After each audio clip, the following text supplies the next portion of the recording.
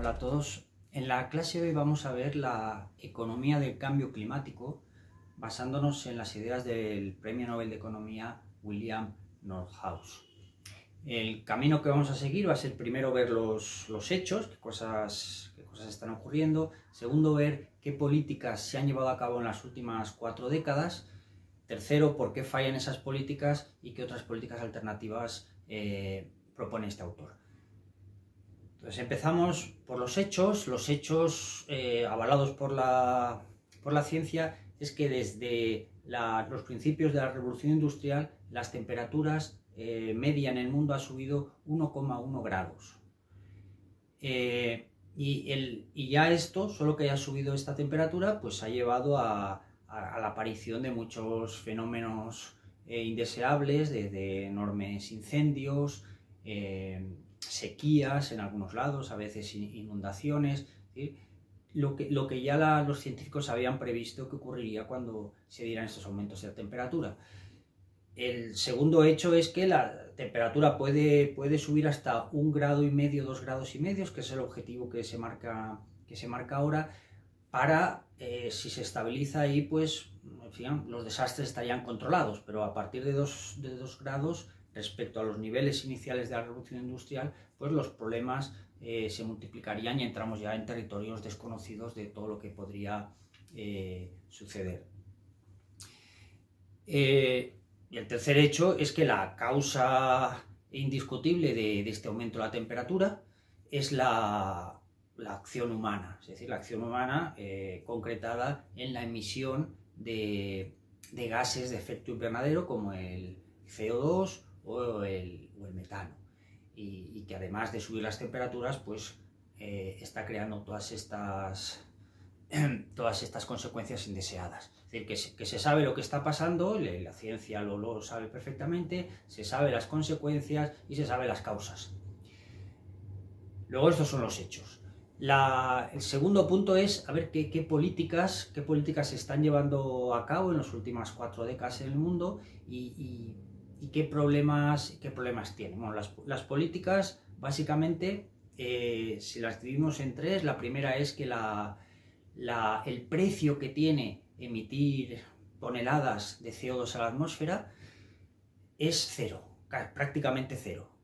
Esa es la primera política que se ha llevado a cabo, es decir, poner un precio cero, es decir, no poner precio prácticamente a la emisión de toneladas a la atmósfera. Es decir, que eso sale desde hace 4 décadas, bueno, desde los inicios de la revolución industrial, sale gratis.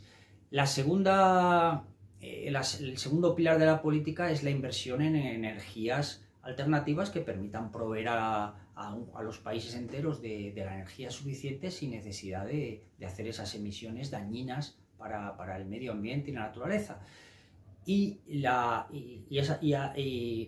políticas que se han llevado a cabo han llevado a una insuficiente inversión, pero una brutal insuficiente inversión, una escasez de inversión, una subinversión en todo lo que es las tecnologías necesarias para desarrollar la alternativa a los combustibles fósiles, que son la primera causa de emisión de estos gases a la atmósfera. Y la tercera política ha sido pues hacer unos acuerdos internacionales, primero en Kioto, luego en Copenhague, luego en París y ahora en Glasgow. Y esos acuerdos internacionales, pues la arquitectura de todas esas negociaciones pues ha fracasado. Ha fracasado porque los acuerdos luego no se cumplen, o hay países que entran en los acuerdos, salen y no pasa nada. Es decir, estas son básicamente las 3 políticas que se han llevado a cabo desde que en los años 70 se empieza a tomar un poco en serio este problema y que no han tenido resultados. En este contexto habría 3 escenarios. Los científicos plantean 3 escenarios. Si las emisiones siguen como están actualmente, o sea, como antes del Tratado de París, las emisiones irían creciendo anualmente, pues sobre un 1%, y en el año 2050 estarían un 30% más elevadas y la temperatura pues estaría muy por encima de los 2 grados. Si el segundo escenario es que se cumpla lo pactado en el Tratado de París y que se va a apretar aún más esa negociación en el Tratado de Glasgow. Bueno, de momento París es la referencia y si se cumple, que fue en 2015, si se cumple los países se comprometieron, pues la emisión de gases se estabilizaría o bajaría levemente, pero ni mucho menos se alcanzaría ese objetivo de mantener la temperatura ese 1,5 grados, 2 grados por encima de los niveles preindustriales. Es decir, que incluso cumpliendo todos los compromisos de París, que tampoco se están cumpliendo, pero cumpliéndolos no se alcanzaría ese resultado. El tercer escenario es que cambien las cosas radicalmente, que se lleven a cabo nuevas políticas y las emisiones empiecen a bajar hasta un 30% de aquí a 2030 y a partir de 2030 a 2050 sigan rebajándose para llegar al 2050 al escenario, lo que se llama emisiones netas cero. Y que haya unas pequeñas emisiones, pero que el planeta las pueda absorber y las emisiones netas fueran cero, que ese es el objetivo deseado. Y lo que permitirá mantener las temperaturas en esos 2 grados, que es lo que los científicos ven como pues, la frontera a no pasar. Muy bien. Entonces, si esas 3 políticas que hemos nombrado han fracasado, pues hay que ver qué otras políticas se pueden llevar a cabo. La primera hace referencia al precio del carbono. Bueno, se habla de precio del carbono, es el precio de las emisiones. En general puede ser de carbono, de metano, de cualquier gas de efecto invernadero, y se resume diciendo que son el precio sobre las emisiones o las toneladas emitidas a la atmósfera de carbono contaminante. Entonces, hasta ahora, en las últimas 4 décadas, el precio ha sido básicamente cero. Y este es el problema más grave, es decir, la ley económica fundamental nos dice que hay que poner un precio a algo. Cuando el precio de algo sube, su consumo se reduce. Y esto es verdad para los cigarrillos, para el alcohol o para las emisiones de CO2. Es decir, si subiera el precio de emitir una tonelada de CO2 a la atmósfera, la industria, la empresa que hiciera esa emisión, tendría que pagar un precio. Si ese precio va subiendo, cuanto más lo subas, pues menos serán las emisiones, porque menos rentable será llevarlas a cabo. Veamos 3 ejemplos. Es decir, cuando uno coge un avión, uno está pagando el precio del avión, sí, está pagando para pagar a la compañía y los pilotos o el personal, la gasolina, pero no está pagando por las toneladas de CO2 que el avión, que en ese viaje se emite en la atmósfera. Sí, eso sale gratis. Y esa es la paradoja, que algo que tiene un coste social no tiene un precio. Ese es el problema de fondo. Normalmente las cosas que cuando tienen un coste, uno compra algo, paga el coste y hace bien en pagarlo para llevárselo a casa. El problema con las emisiones de CO2 es que es algo que ese coste, como es un coste social y no es un coste que la empresa tenga, como tiene otros costes de personal y paga otras cosas, hace que no reduzca su consumo, sus emisiones de CO2. Por ejemplo, otro ejemplo más concreto: producir y quemar una tonelada de carbón lleva a emitir 3 toneladas de CO2. Si esto es gratis, el precio del carbón pues es muy bajo, porque por esas 3 toneladas emitidas las industrias que queman carbón no pagan nada. Con un coste, si se pone un precio a esas emisiones por tonelada, los economistas hablan alrededor de 50 euros, podría ser, o 50 dólares, hablan en dólares, el precio del carbón, de quemar esa tonelada de carbón, subiría, son 3 toneladas, 3 por 50 subiría 150 euros o 150 dólares. ¿Por qué esto es importante? Porque si el carbón, primero, que es lo justo, que esté pagando por los costes que suponen para la sociedad, no solo los costes para la empresa, sino los costes sociales, que primero es lo justo. Y segundo, es que al subir el coste del carbón, pues las inversiones irían buscando otras energías alternativas. Mientras el carbón sea tan barato porque no paga esos costes sociales, pues las industrias siguen utilizando, pueden querer seguir utilizando el carbón. Entonces, el subir el precio hace que reduzca el consumo de carbón y además las inversiones se vayan desviando hacia descubrir nuevas energías alternativas, sustitutivas, limpias. Y eso vale para todo. Cuando alguien coge un coche al cabo del año hace tantos kilómetros y sí, está pagando, vemos bien que esté pagando pues, el seguro del coche, que esté pagando las reparaciones. Como él se beneficia del coche, pues va pagando ciertas cosas, va pagando la ITV, pero el coste social que supone que esa persona esté utilizando el coche todo el año no se paga. Ese coste, que es un coste que está pagando la naturaleza y las generaciones presentes y las generaciones futuras, pues ese coste no se paga. Y como no se paga, pues las emisiones no han dejado de crecer. Entonces, por supuesto, esto puede traer problemas sociales en algunos contextos porque hay familias o hay empresas, hay pymes que no puedan hacer frente a estos costes. Entonces, ahí se pueden articular mecanismos, como esos impuestos por la emisión de carbón la pagan también grandes industrias y grandes empresas. Con todo ese dinero recaudado, pues se puede devolver a aquellas personas o a aquellas familias o a aquellas empresas que están en mayores dificultades económicas. Y ya está. Es mejor poner un precio, que todo el mundo pague ese precio, el que lo pueda pagar, y el que tenga dificultades para pagar, pues ya se le ayuda para pagar. Pero en la sociedad queda constancia que cada tonelada que se emite de CO2, ya sea por una industria, por un automóvil, por un viaje en avión, se paga. Y se le está poniendo un precio a algo que tiene un coste social, que provoca un daño a la naturaleza, a las generaciones presentes y a las futuras. La única condición para que funcione bien este precio, este impuesto sobre el carbono, sobre las emisiones, es que sea para todas las industrias, que no haya unas perjudicadas y que no se ponga muy alto para la industria del automóvil y de los motores de combustión, en cambio para la producción pues, de aluminio, de electricidad, no tengan el mismo impuesto. Tiene que ser igual para todos los sectores de la economía y para todos los países. Eso es lo más complicado.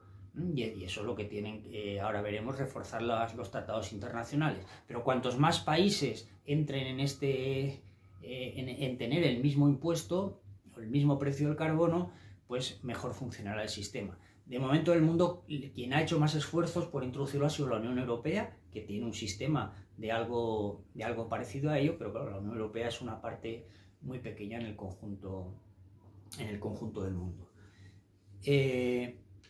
Entonces, los economistas, cuando calculan esto, no es un cálculo fácil, pero hay un acuerdo que por lo menos tiene que ser de $50 por tonelada emitida.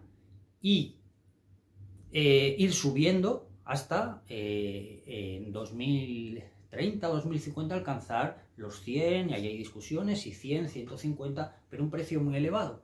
Porque cada vez que nos acercamos más a los 2 grados, cada tonelada está perjudicando más a la humanidad entera. Es decir, cada tonelada perjudica tanto que el precio de esa tonelada de emisión tiene que ser muy alto. ¿Cuánto es actualmente en la media mundial? Pues $2. O sea, tendría que ser de 50, llegar a 100 o 150 y es de $2. Por eso se dice que es prácticamente cero. $2 no es nada. Y esta es la razón, o una de las razones por las que estas políticas de las últimas 4 décadas pues no han sido efectivas. Porque una vez se ponga este precio, pues ese precio ya va condicionando la acción de millones de empresas y de billones de personas en todo el mundo a la hora de hacer un viaje en avión, de coger un coche, de conducir o no conducir, o ver una alternativa. Cada industria a la hora de elegir la energía que utiliza, en millones de decisiones ya está incluida ese coste social. Y al incluir ese coste social, pues de una forma natural se van reduciendo las emisiones, incorporando esa información esencial, que es la información de qué coste tiene para la sociedad cada tonelada que contamina. Muy bien. La segunda parte, la segunda pata de las políticas de cambio climático que ha fallado son las inversiones públicas de ayuda a las empresas que pueden investigar y desarrollar nuevas tecnologías más limpias y bajas en emisiones. ¿Por qué es importante esta ayuda estatal? Porque todas estas investigaciones, muchas están en unas fases de prueba, inmaduras, y las empresas necesitan unas enormes cantidades de dinero. Pero el caso es que si una empresa da con la tecla y da con una tecnología que reduzca las emisiones y que sea limpia, una vez inventada, esa tecnología la van a poder utilizar otras miles y millones de empresas alrededor del mundo. Es decir, que los resultados públicos, los resultados sociales, los beneficios sociales son mucho mayores que los beneficios privados de esa propia empresa. Y cuando esto ocurre, es siempre deseable que el Estado ayude a esas empresas que descubren algo que luego se va a beneficiar mucha más gente, aparte de la propia empresa que también se beneficiará. Pero los beneficios sociales van más allá. En este caso, las ayudas a la investigación, al desarrollo, sobre todo la investigación al desarrollo de nuevas tecnologías, tiene que multiplicarse por mucho. Dos ejemplos son la tecnología de captura de carbono, que si el carbono, como hemos dicho, tiene un precio tan bajo, pues las industrias, las empresas no están incentivadas para descubrir esas tecnologías de captura del carbono, porque luego nadie lo va a utilizar si es gratis.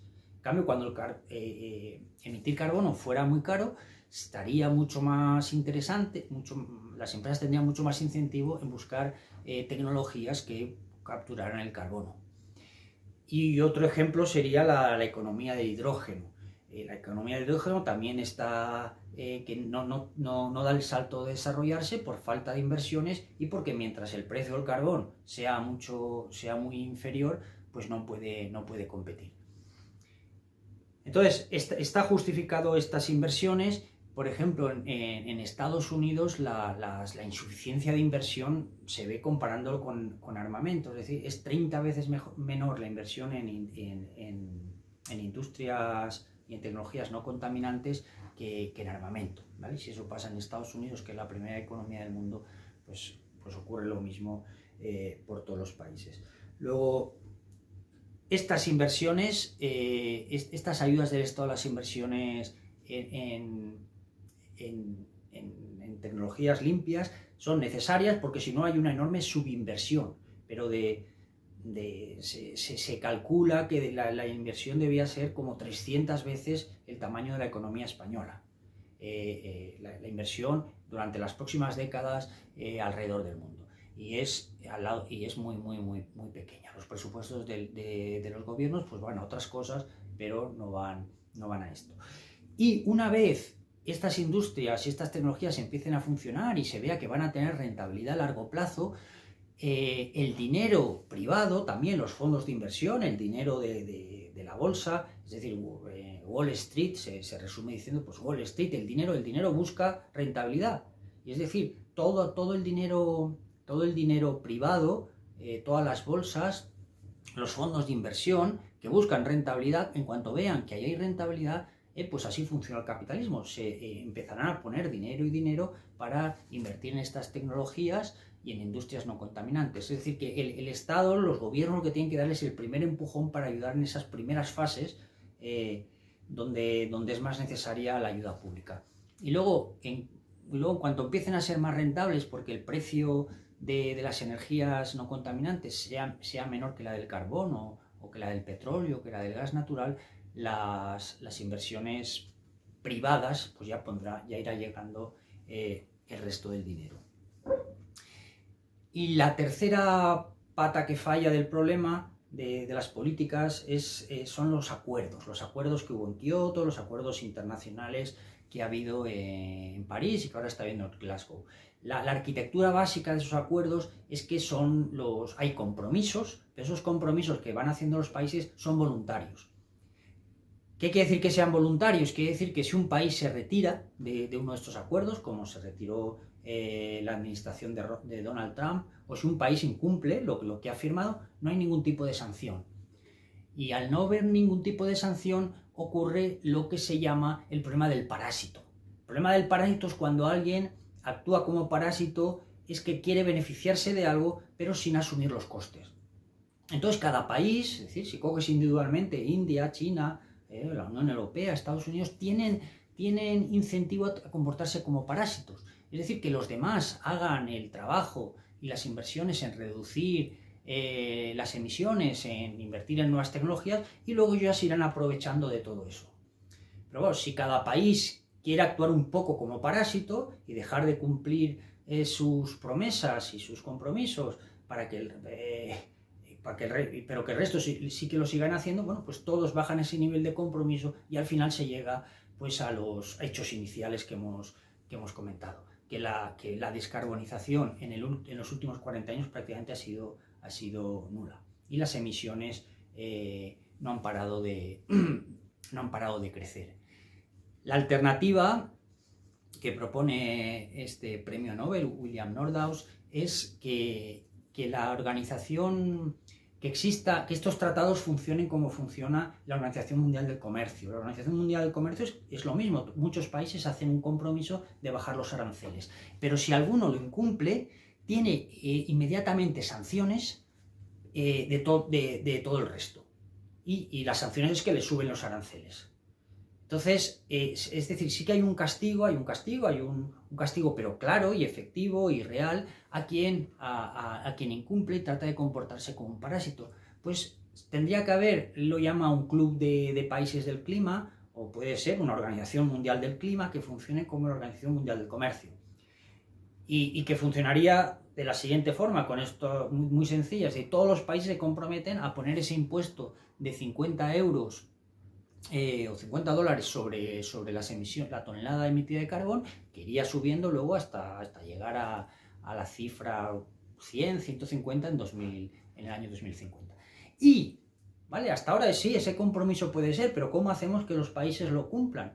¿Cómo hacemos que ese compromiso llegue a la realidad? Y es que lo que propone es que si un país no lo incumple, el resto de países le aumentarían automáticamente los aranceles en 3 al 5%, lo que empobrecería a esa economía. Y como ese castigo es tan grande y puede tener tantas consecuencias, hace que el país ya tenga incentivo e interés en cumplir.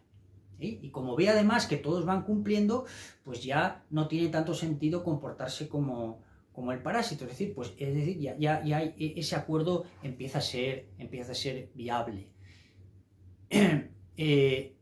Esto es justamente lo que no se ha hecho y lo que en la última conferencia de Glasgow tampoco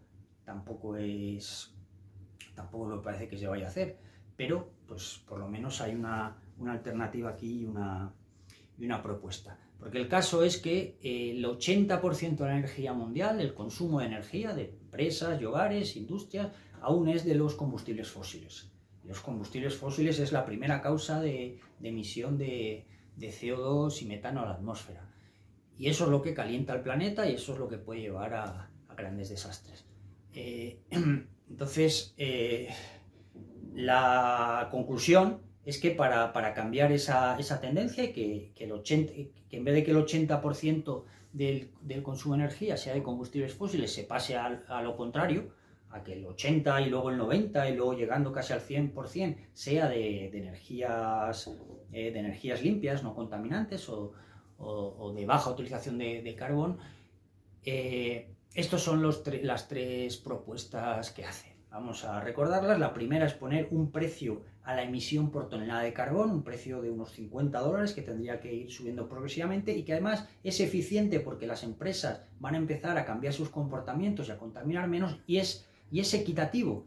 Es equitativo porque uno está pagando aquello, el coste social que produce a la sociedad. Es equitativo, es justo.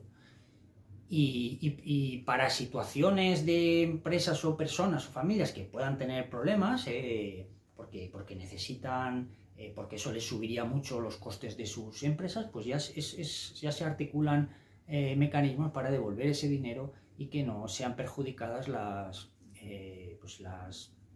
los grupos más vulnerables de la sociedad. Pero, eso sería conjuntamente, pero el precio del carbono es necesario.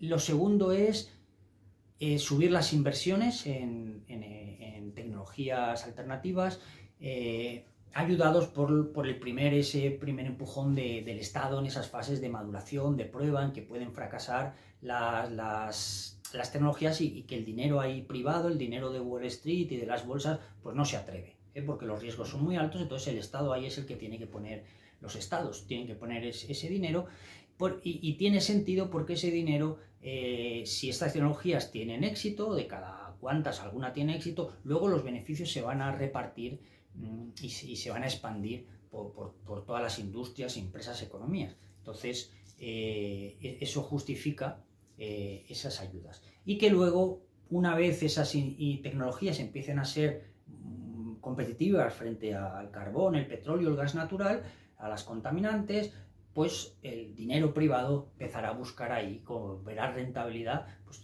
la zanahoria de la rentabilidad les llevará a subir las inversiones y ya está. Por lo menos estaremos en la senda de solucionar el problema y de bajar las temperaturas, o que las temperaturas no suban más del 2%. Y la tercera es cambiar la arquitectura básica del sistema de negociación que se ha llevado a cabo en las cumbres climáticas, que deje de ser voluntario, que tenga, para que los países no se comporten como parásitos, y que empiece a tener algún tipo de sanción creíble a nivel internacional. Y cuando se ponga esas sanciones, que podrían ser esta que propone Nordaus, de subir los aranceles a los países que incumplen, se empezarían a cumplir pues esos objetivos, y se mantendría ese precio alto del carbón de $50, y eso permitiría aumentar las inversiones, y por lo menos esa sería una senda posible de solución del problema. Bueno, y esto ha sido pues, una primera panorámica sobre la economía del cambio climático. Hasta la siguiente clase.